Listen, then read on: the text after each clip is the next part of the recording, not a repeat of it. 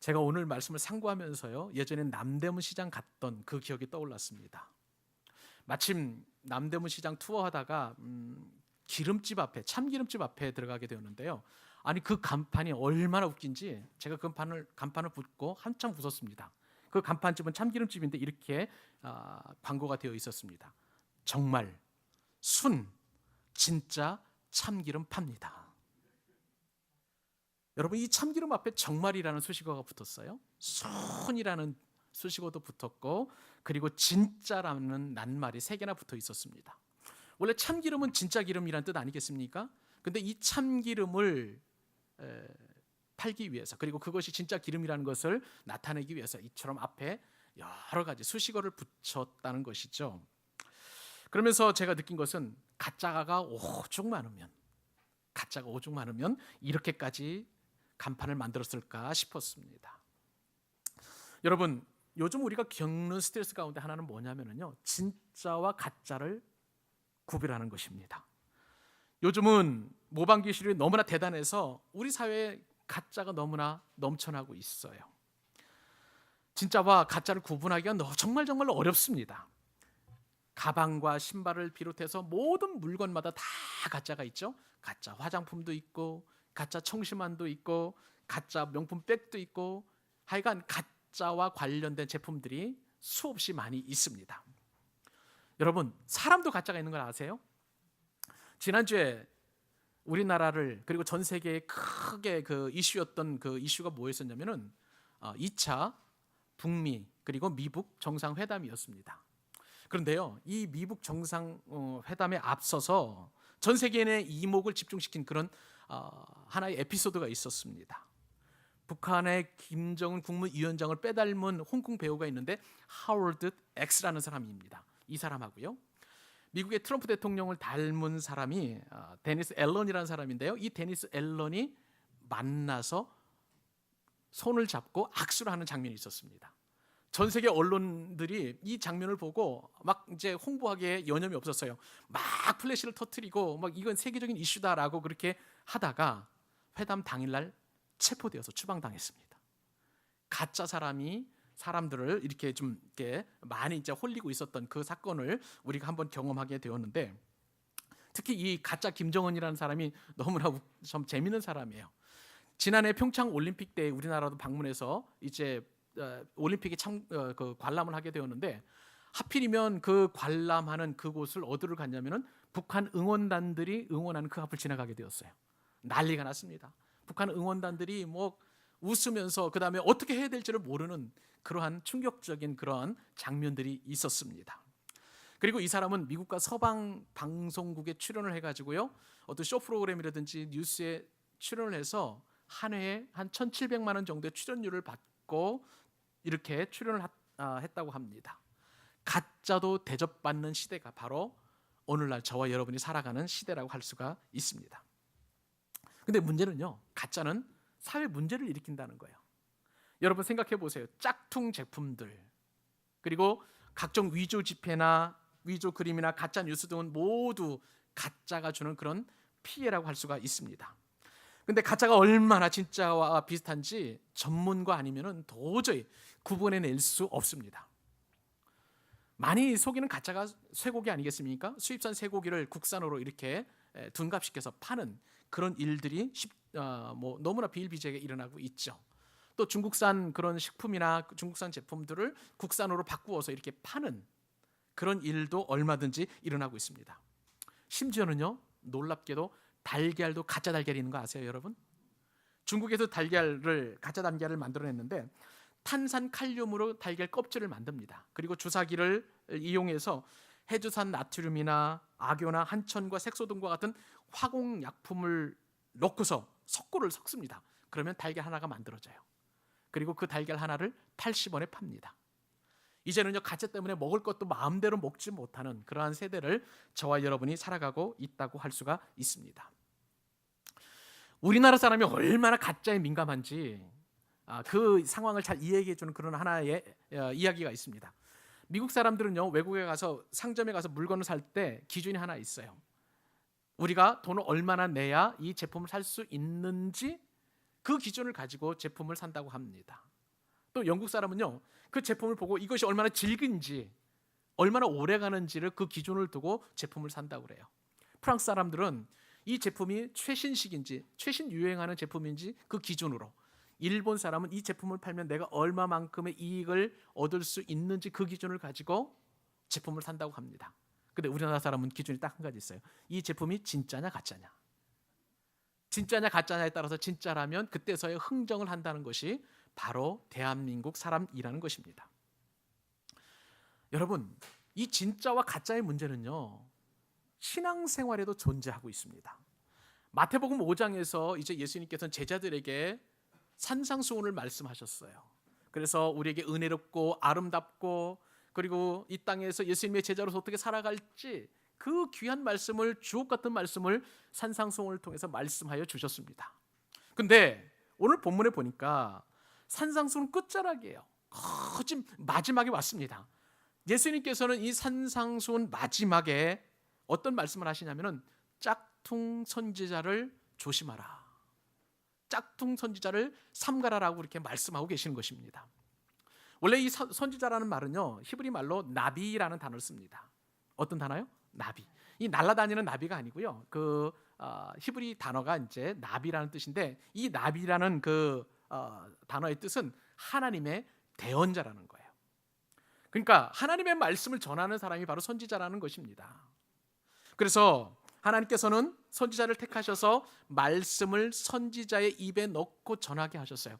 그래서 구약 성경에 따르면 때때로 이 선지자라는 말 대신에 여호와의 입이라는 단어를 바꾸어서 그렇게 하나님의 말씀을 전하게 하셨습니다. 그렇습니다. 이 선지자는요, 하나님의 소명을 받은 사람으로서 하나님의 말씀을 전하고 하나님의 뜻을 전하고 하나님의 계획을 미리 말씀해 주는, 전달하는 그런 사람인데, 요즘으로 말하면 목사와 상당히 닮은 그런 사역을 감당하는 사람입니다. 그런데 이 선지자 중에서 하나님께 부르심을 받지 않고 하나님으로부터 소명을 받지 않음에도 불구하고 마치 하나님의 말씀인 것처럼 전하는 사람들이 있었다. 그들을 일컬어서 예수님께서는 거짓 선지자다라고 그렇게 말씀하고 계시는 것입니다.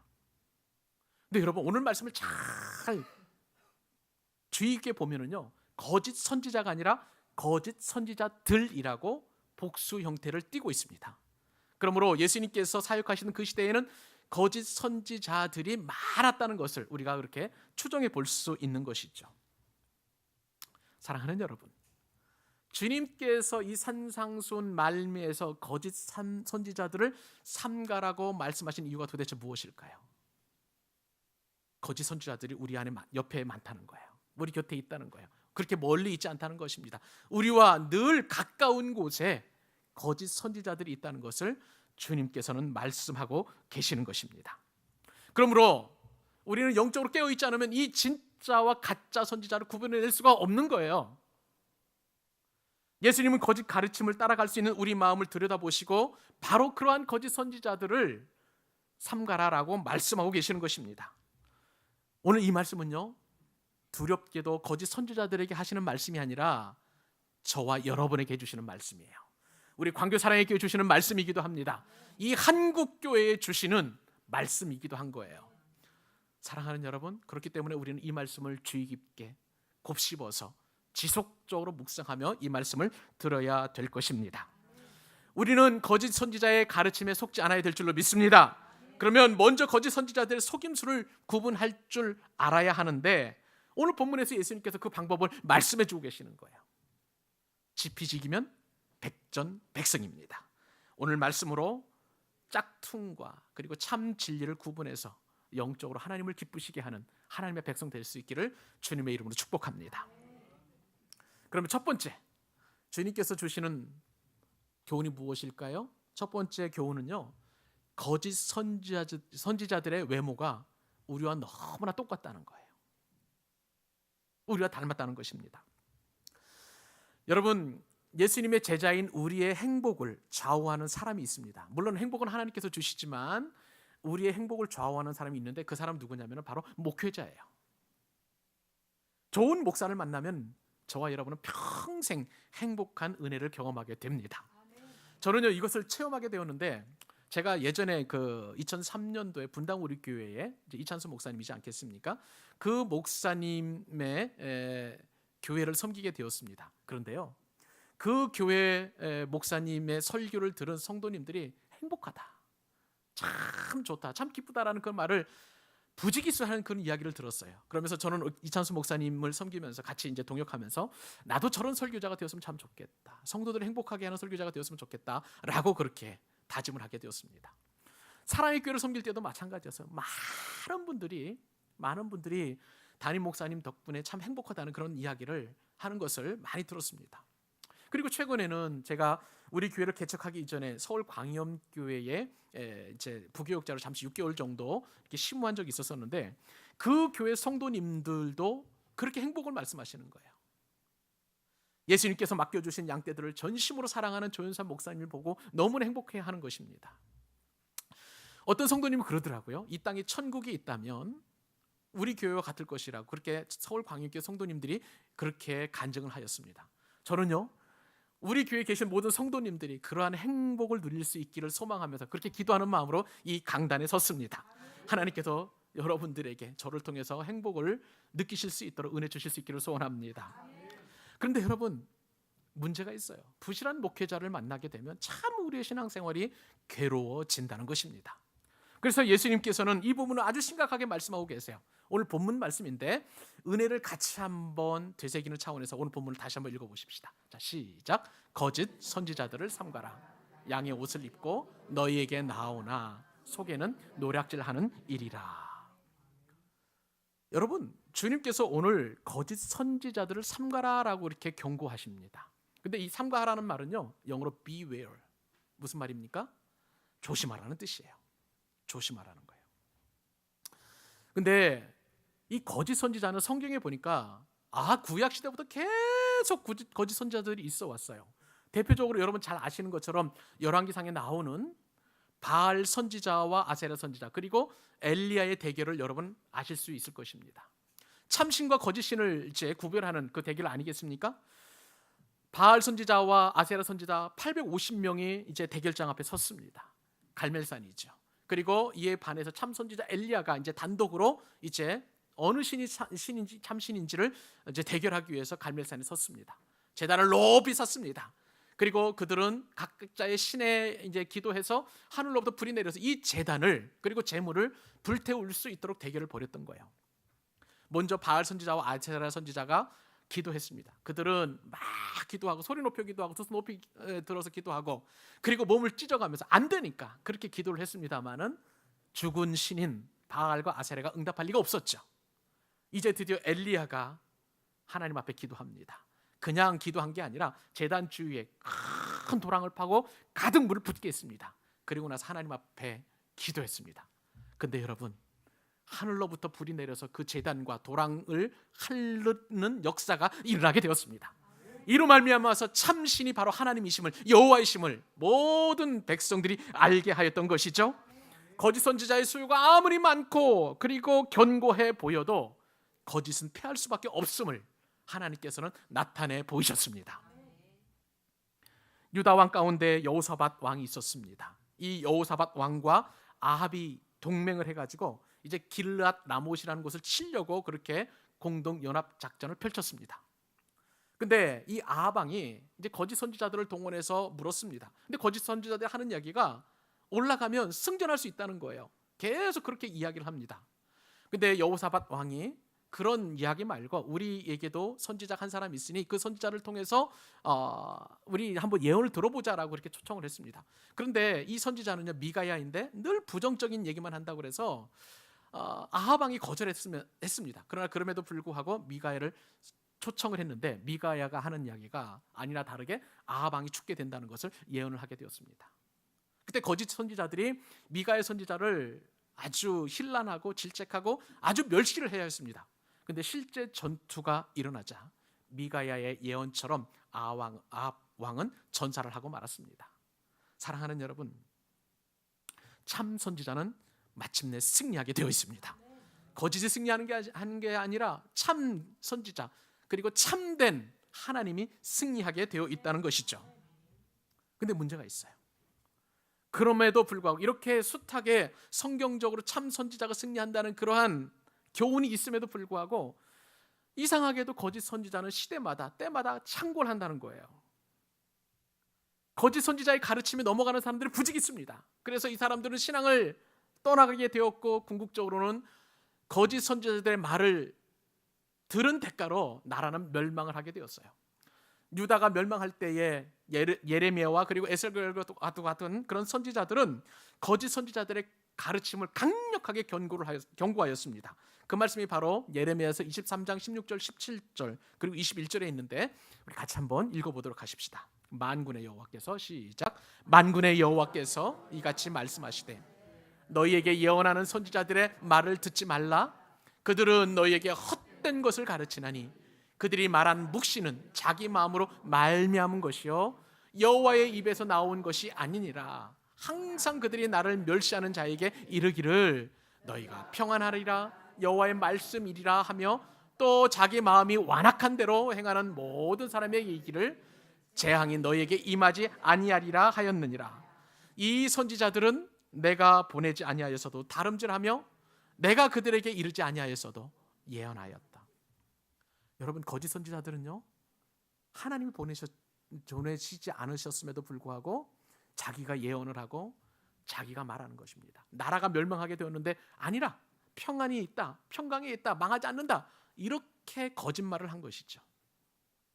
에스겔도 마찬가지입니다. 에스겔서 13장 6절 말씀에 따르면 여호와께서 말씀하셨다고 하는 자들이 거짓 선지자들이죠. 허탄한 것과 그리고 거짓된 점괘를 보며 사람들에게 말하는데 그 말이 확실히 이루어지기를 바라게 하거니와 그들은 여호와가 보낸 자가 아니니라. 여호와가 보내지 않았음에도 불구하고 허탄한 것들, 거짓된 점괘를 보고 그리고 그 거짓된 말이 이루어지다, 그것도 확실하게 이루어진다라고 그렇게 말하였다는 것입니다. 이러한 거짓된 선지자들은요 오늘 본문에서 주님께서 말씀하시고 경고하신 것처럼 예수님 시대에도 있었던 것입니다. 예수님 시대에는 거짓 선지자들이 활개를 치며 그리고 그들의 거짓된 말을 하고 그리고 무엇보다도 예수님께서 경고하시기를 말세가 되면은요 거짓 선지자들이 일어나서 사람들을 미혹할 것이고 예언할 것이라고 그렇게 이야기를 하였던 것입니다. 그런데 이 주님의 말씀이 예언이 선포된 이후에 몇십 년 지나고 나서 사도들 시대에 이 말씀이 그대로 이루어진 것을 볼 수가 있습니다. 초대교회에는 이 거짓 선지자들 때문에 많은 사람들이 미혹당하게 되었고요. 그리고 그들의 거짓 가르침을 통해서 교회가 얼마나 어려워졌는지 몰라요. 그래서 사도들은 이러한 거짓 선지자들의 교훈과 가르침에 대하여 누누이 경고를 했습니다. 대표적인 사람이 바로 사도 바울인데요. 사도 바울은 고린도 후서 11장에서 이렇게 이야기합니다. 그런 사람들은 거짓 사도요 속이는 일꾼이니 자기를 뭐라고 얘기하냐면은 그리스도의 사도로 가장하는 자들이니라. 이것이 이상한 일이 아니니라. 사탄도 자기를 광명의 천사로 가장하나니 그러므로 사탄의 일꾼들도 자기를 무슨 일꾼으로 가장합니까? 의의 일꾼으로. 또한 대단한 일이 아니니라. 그렇게 가장하는 것이 대단한 일이 아닐 뿐만 아니라 그들의 마지막은 그들의 행위대로 되겠다라고 그렇게 사도 바울이 경고하였습니다. 요한 사도도요 이 거짓 사도들의 가르침에 대하여 이렇게 교훈하였습니다. 사랑하는 자들아 영을 다 믿지 말고 오직 영들이 누구에게 속하였나? 하나님께 속하였나 분별하라. 왜냐하면 많은 거짓 선지자가 세상에 나왔습니다. 여러분, 구약 시대에도 예수님 시대에도 그리고 사도들의 시대에도 그리고 지금 이 땅에 살아가는 저와 여러분의 곁에도 지금 거짓 선지자들이 있다는 것입니다. 여러분, 제가 가지고 있는 책 중에요 대전신학교의 허호익 교수님이라는 분이 쓰신 한국의 이단 기독교라는 책이 있습니다. 여러분, 이 책에 따르면 우리나라의 이단이 얼마만큼 되는지 아세요? 이단이 100개 정도가 있고요. 그리고 그 100개 이단 단체에 소속되어 있는 신도들이 무려 100만 명가량 된다고 합니다. 얼마나 많은 사람들이 이단에 미혹되어 있는지 몰라요. 근데 이 책에는 이 이단의 뿌리를, 특히 우리나라의 이단의 뿌리를 두 가지로 그렇게 이제 소개해주고 있는데, 하나는 김성도라는 여자를 통해서 이단이 우리나라에 많이 번성하게 된 것을 이야기합니다. 이 김성도라는 사람은 1920년대에 살았던 그런 사람인데요. 자기보다 27살 많은 정한준이라는 그 사람의 셋째 부인으로 이제 결혼하게 되었는데, 근데 그 목적이 씨바지였어요. 씨바지로 들어가게 되었습니다. 그래서 이제 어떻게 해가지고 겨우 이제 아들을 낳게 되었는데, 이 시집살이가 얼마나 혹독했던지 정신 이상이 온 거예요. 정신병이 오게 되었고, 그렇게 고생을 하다가 누군가의 전도를 받아서 이제 교회에 출석을 하게 되었습니다. 이제 교회 출석하면서 은혜를 받는가 싶었더니 그 문제 교회에 어떤 문제가 생겼냐면은 그 교회의 목사님이 성적인 문제에 간음에 연루되어서 이 김성도라는 사람은 깊은 충격을 받게 되었습니다. 그러면서 이제 어떻게 사람에게 이렇게 죄 문제가 있을 수 있는가 하면서 자신의 그 신세를 보니까 씨바지였고, 또 그쪽에 있는 어떤 교회 지도자도 이 성추문에 휘말리다 보니까 성적인 문제에 집착을 하게 되었어요. 그러면서 창세기를 읽다가 하늘로부터 계시를 받게 되는데, 그가 말하는 하늘의 계시는 이런 것이었습니다. 하와가 이제 마귀의 유혹에 넘어가서 범죄를 하게 되었잖아요. 하나님의 말씀에 불순종하게 되었잖아요. 근데 그걸 어떻게 그거는 해석을 하게 되었냐면, 하와가 뱀으로 가장관 사탄과 성적인 관계를 맺어가지고 그래서 그때부터 인류가 타락하게 되었다, 성적으로 문제가 되었다, 그렇게 해석을 해버리는 거예요.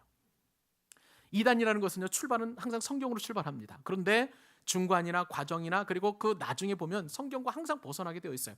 그렇기 때문에 우리가 이제 굉장히 영적 분별력을 갖지 않으면 이러한 문제를 해결할 수가 없는 것입니다.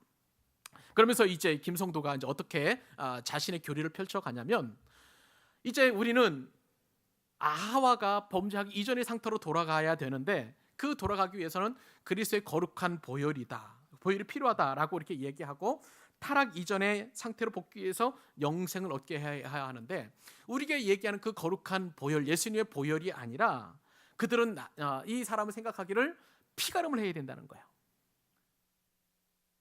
우리는 성적으로 타락한 그 몸이기 때문에 성적인 관계를 통해서 피를 갈라가지고 이제 거룩하고 순결한 사람으로 돌아가야 된다라고, 예수님의 보혈을 싹 빠진 채 그렇게 이제 이야기를 합니다. 이것이요, 나중에 후대에 이제 이단들의 피가름 교리가 이제 그 생성이 되게 되는데, 이러한 김선도의 이단 사상을 받은 백낙주라든지 황국주, 통일교회 문선명, 그리고 변찬린, 박윤식, JMS 정명석 등의 그 이단들이 피가름을 통해서, 때로는 자신들의 어떤 성적인 관계를 통해서 구원을 받을 수 있다라고 이렇게 사람들을 미혹하고 가르치는 거예요. 그래서 대부분의 이단들은 참 윤리적으로나 또 성적으로 문란하는 것을 우리가 이해를 해야 합니다. 여러분, 정상인 우리가 생각할 때 이거는 황당한 교류예요. 그런데 이 교류의 세뇌를 당하는 수많은 사람들이 교조의 피가름을 통해서 구원을 받으려고 지금 수없이 노력하고 있습니다. 참으로 안타까운 일이죠.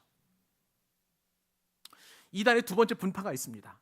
그것은 격압 유록이라는 그 책을 통해서 이제 이단이 이제 만들어지게 되었는데, 이 격암이라는 사람은 조선 중기의 학자인데요, 이름은 남사고입니다. 근데 이 격암 남사고가 신인, 즉 하나님과 사람이라는 그 존재로부터 어떤 계시를 받았다라고 해서 이제 책을 쓰게 되었고요. 그리고 그것을 그 이후에 후세 사람들이, 이단 사람들이죠, 이 사람이 이 격암 유록과 그리고 성경을 교묘하게 짜집게 해가지고 그들 나름대로의 경전을 만들게 되었습니다. 그렇게 해서 만들어진 이단이 박태선의 신앙촌, 그리고 문선명의 통일교, 조희성의 영생교, 이만희의 신천지, 그리고 또 다른 어떤 그 이단들도 이 교리에 많은 영향을 받고 자신들의 어떤 교리를 펼쳐가게 되었습니다. 여러분, 이렇게 해서 지금 우리 한국 사회에는 많은 이단들이 득실거리고 있는데, 21세기에 들어서 한국 교회를 가장 어지럽히는 이단은 문선명의 통일교를 포함해서 안상홍 장길자로 대변이 되는 하나님의 교회, 이름이 참 좋습니다. 하나님의 교회라고 하는 그 이단 지파가 있고요. 이만희의 신천지, 그리고 구원파의 한 분파로서 기쁜 소식 선교회를 섬기고 이끌고 있는 어떤 박옥수, 그리고 큰 믿음교회 변승우, 류광수의 다락방, 그리고 박근혜 대통령의 영적 지도자라고 할 수 있는 영세교회 최태민, 이 사람이 이제 최순실 씨의 아버지인데, 이런 사람들이 지금 우리 주위에서 수많은 사람들을 미혹하고 있고 우리를 그렇게 거짓된 길로 인도하려고 하고 있다는 것이죠. 그러므로 우리는 정신을 바짝 차리지 않으면 나도 모르게 그곳에 깊숙이 들어갈 수밖에 없는 그러한 영적으로 어두운 세태를 살아가고 있습니다. 근데 여러분, 오늘 말씀을 묵상하다 보니까 이러한 거짓 선지자들에 대하여 예수님께서 경계하시면서 어떤 말씀을 주시는지 아십니까? 저들의 외모와 저들의 겉모습이 우리와 너무나 흡사한 거예요. 예수님께서는 거짓 선지자들을 삼가하라고 이렇게 말씀하신 이후에 저들은 양과 같이 양의 옷을 입고 우리에게 나아온다라고 그렇게 경고해 주고 계시는 거예요. 여러분, 실제로 저들의 모습을 보면은요, 우리와 별반 다를 게 없어요. 저들도 주일이 되면 하나님 앞에 예배합니다. 찬송합니다. 기도합니다. 그리고 저들은 우리보다도 더 강력한 헌신을 해요. 때로는 직장도 내려놓고 학교도 포기하고 그들이 가지고 있는 그 교리가 진리라고 하면서 그 진리를 배우기 위해서 거기에 집중적으로 들어가서 교육을 받기도 하고요. 그리고 심지어는 자신들의 전 재산을 털어놓고서 그곳에 이렇게 헌신하기도 합니다. 선한 일도 무척 많이 해요. 그리고 윤리적으로도 깨끗한 삶을 살려고 저들은 부단하게 노력을 합니다. 저들은요, 특히 전도에 얼마나 열심인지 모릅니다. 저는 매주 화요일과 목요일 날 저녁에 제 아내와 함께 광교역하고 그다음에 저희 이제 동네 아파트 앞 입구에서 전도를 하게 되는데요. 근데 전도하다 보면 여러 가지 이제 해프닝들이 많아요. 그런데 저희들이 전도할 때에 유독 그 전도를 꺼려하는 분들이 계세요. 나중에 알고 보면 그분들은 다 교회 다니는 분들이에요. 그러니까 저희 내외가 전도하는 것을 보고 두 가지에 놀랍니다. 첫째는 목사님이 전도한다는 것에 놀라고요. 또 하나는 그리고 그렇게 열심히 매주 꾸준하게 전도한다는 사실에 놀라고 있어요. 저는 그분들의 그 반응을 보면서 참 한국 교회가 전도를 안 하는구나라는 부분에 대해서 참 회개하는 그런 마음을 가지게 되었는데요. 여러분, 이처럼 거짓 선지자들은 우리도 놀랄 정도로 그렇게 정말 양의 옷을 입고 우리와 똑같이, 아니 우리보다 더 열심으로 그렇게 하나님을 섬긴다고 그렇게 열심을 내고 있는 것입니다. 사랑하는 여러분, 꼭 이거 한 가지만 기억하십시오. 거짓 선지자들은 머리에 뿔난 도깨비와 같은 모습이 아니라는 사실을 여러분 믿으시기 바랍니다.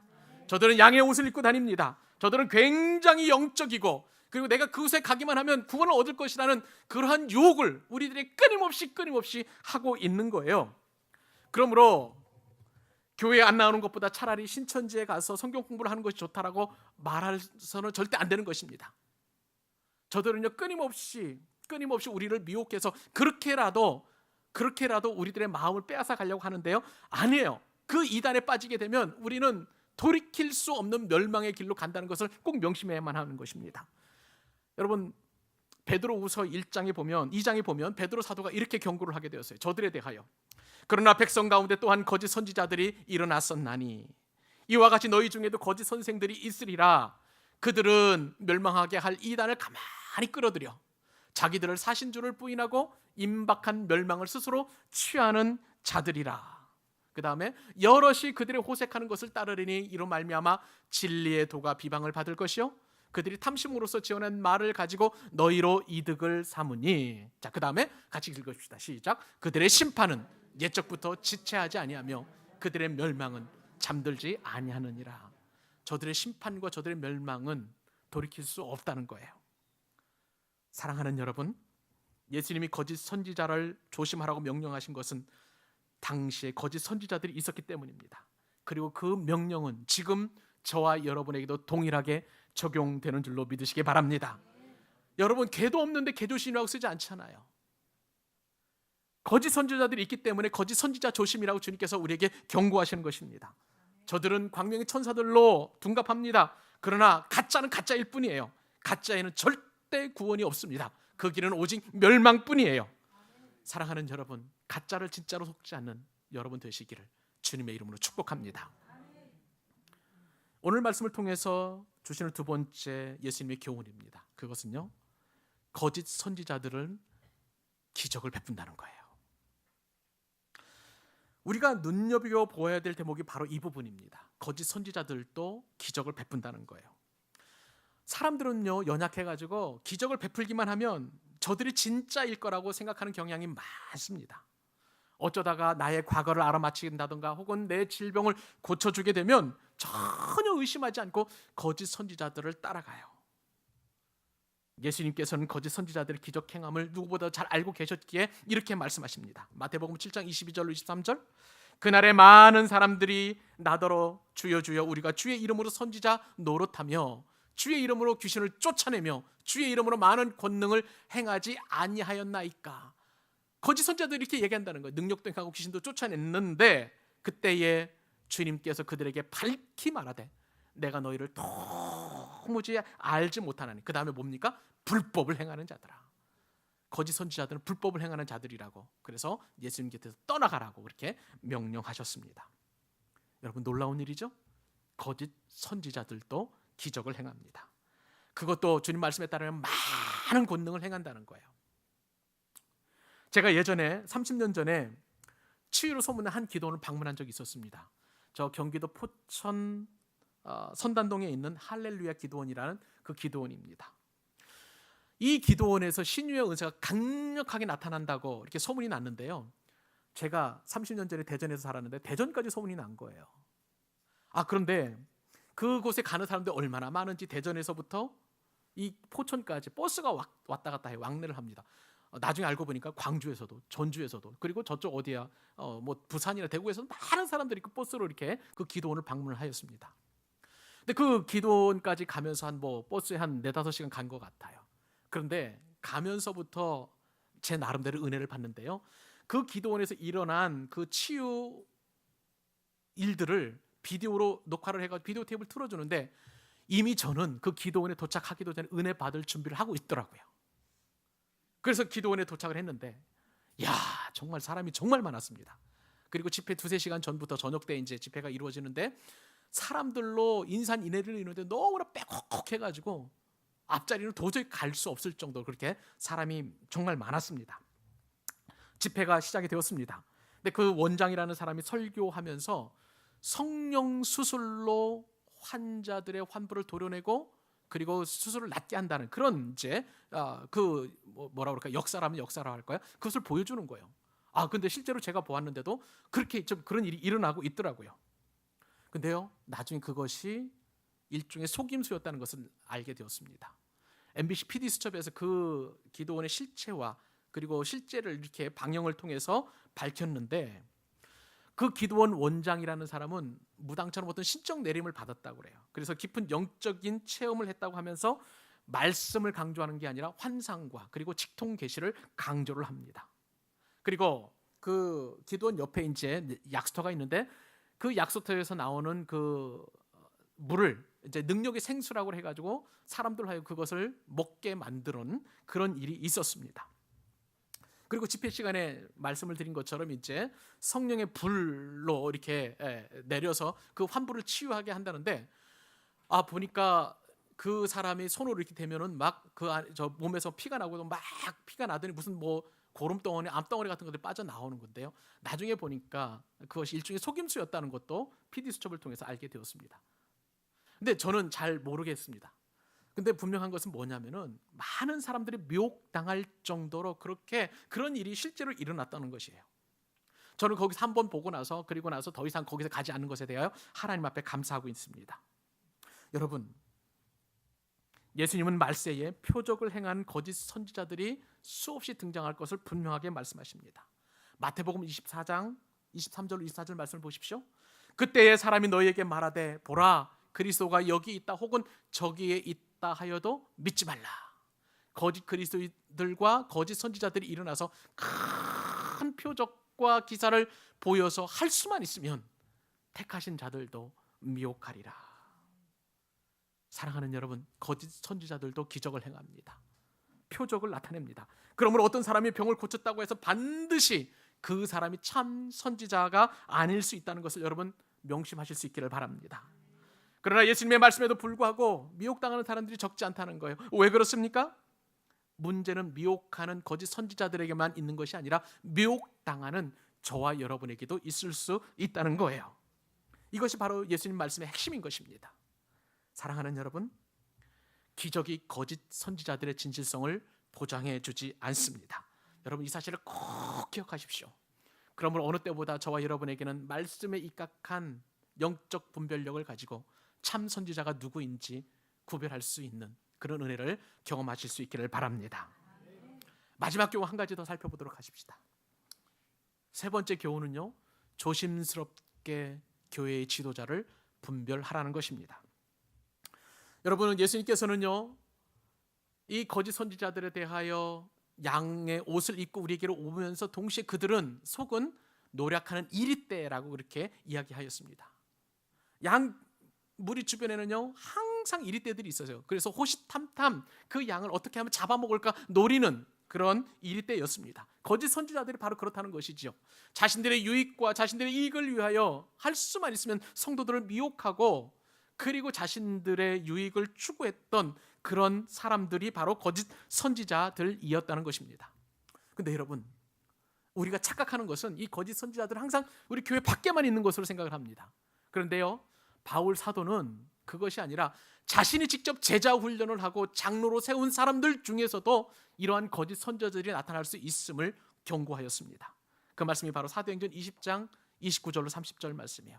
경고의 말씀 같이 한번 읽어보십시다. 시작. 내가 떠난 후에 사나운 이리가 여러분에게 들어와서 그 양떼를 아끼지 않냐며. 그 다음에요, 또한 여러분 중에서도 제자들을 이끌어 자기를 따르게 하려고 어그러진 말을 하는 사람들이 일어날 줄을 내가 아노라. 두려운 얘기예요. 두려운 얘기입니다. 교회 안에서도 이처럼 거짓 선지자들이 얼마든지 일어날 수 있음을 경고하고 있습니다. 그래서 예수님께서는 이런 거짓 선지자들을 삼가라고 오늘 본문을 시작하셨습니다.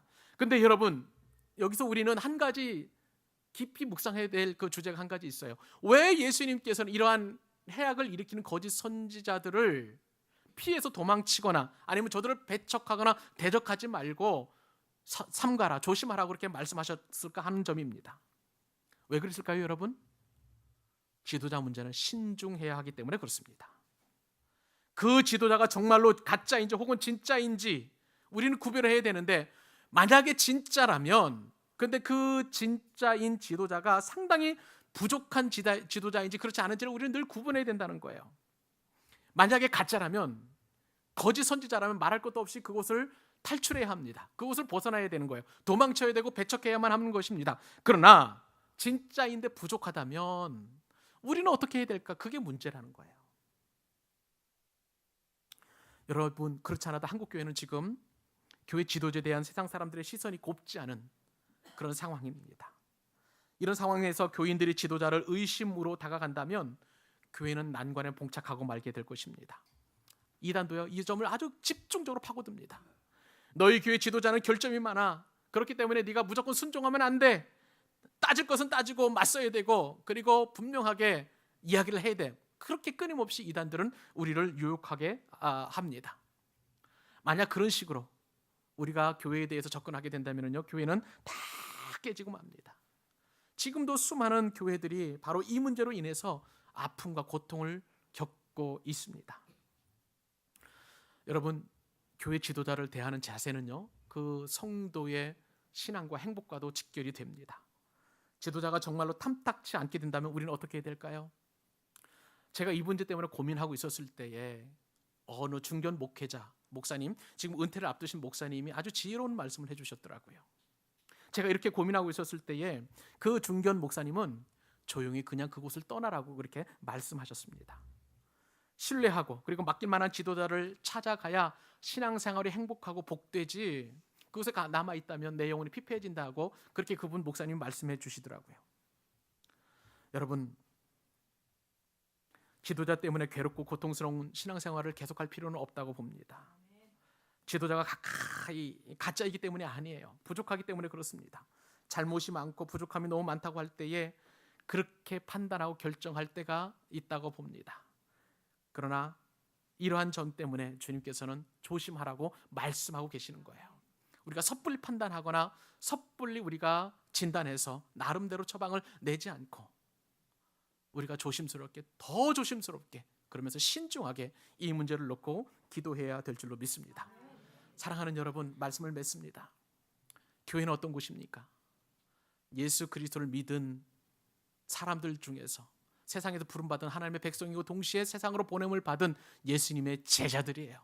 교회는 건물이 아닙니다. 사람들입니다. 그러다 보니까 이 사람 문제 때문에 교회가 너무나 고통스럽고 아파요. 그럴 때 우리는 어떻게 해야 됩니까? 교회를 함부로 비난하지 않기를 바랍니다. 왜 그렇습니까? 교회는 예수님이 주인이시고 예수님이 교회의 머리이시기 때문에 그래요. 내가 교회를 비난하고 교회를 또한 비판하게 된다면 예수님을 비난하는 그런 어리석음이 되는 것입니다. 그러므로 우리는 교회를 위해서 늘 기도하되 지도자를 위해서 기도하고 그리고 그 지도자가 영적으로 온전히 서서 진리 가운데 설 수 있도록 중보해야 될 줄로 믿습니다. 지도자 문제는 조심스러운 거예요. 그래서 주님께서 삼가하라고 말씀하신 것처럼 조심스럽게 더 조심스럽게 거짓 지도자 참된 지도자를 분별하시고 그리고 여러분 나름대로 하나님을 기쁘시게 하는 귀한 신앙생활을 하는 믿음의 백성들 될 수 있기를 주님의 이름으로 축복합니다. 기도하겠습니다.